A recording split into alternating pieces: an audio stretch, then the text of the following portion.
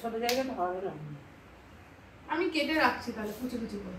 হ্যাঁ, আর একটু কুচি কুচি করে কাটতে হবে। বাবা শাড়ি এই বিয়েতে তুলে নিচ্ছে সামলা। শাপলা কি কচি না? না ঠিকই আছে না?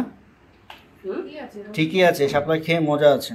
কত বছরে মনে হয় খেয়েছিলাম। গত বছরে শাপলা কি ছিল, একদম ডগাগুলো সরু ছিল। তোমার বাবা যেবারে ছিল এনেছিল না? আমিও তো নিয়ে এসেছিলাম দাসপাড়া থেকে। তোমাদের এখানে দাসপাড়া পরে বলে ওই গাড়ি ওখানে গুলি সব পাওয়া যায়। ওটা গোড়া ছিল পুরো সরু বাবা, একটুখানি দাম 40 টাকা 50 টাকা দাম আছে। ও জানে কোথাকার পুকুর থেকে নিয়ে এসছে, ওই জানে।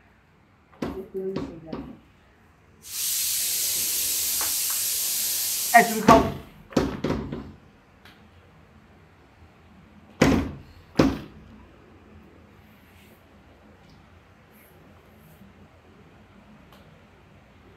মাসে কতক্ষণ লাগলো? একটা ধরবে 2 মিনিট লাগবে না, ধরবে ফাটফাট করে। মানুষের যে খায় বাড়িতে এটা বুঝাই যায়, তাই না? সেটা না, যারা তোমার গ্রামের দেশের লোক হয় তারা পারে এইসব করতে। আমরা কি গ্রামে পড়েছি? কি বলো মাসি?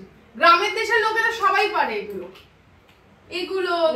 সাত বলে কলমি শাক আনলে বলে ঘাড় ফোন করা নিয়ে আসবে, আমি পেটে দেবো। আমি আজকে তো বাজারে যাচ্ছি, আজকে সব নিয়ে আসবো। দাঁড়াও, তুমি তো থাকবে না আবার ষষ্ঠীর পর থেকে। হ্যাঁ, ষষ্ঠী অবধি তো ষষ্ঠী অবধি তো আছে। হ্যাঁ, শাক খাওয়া হয় না মাসি, আগে খেতাম শাক, এখন আর আসলে হয় না। কে করতে যাবে? এগুলো করাও অনেক ব্যাপার আছে, বাঁচতে হবে। আর ফ্রেশ, এই শাপলাটা ফ্রেশ আছে, ফ্রেশ শাপলা একদম।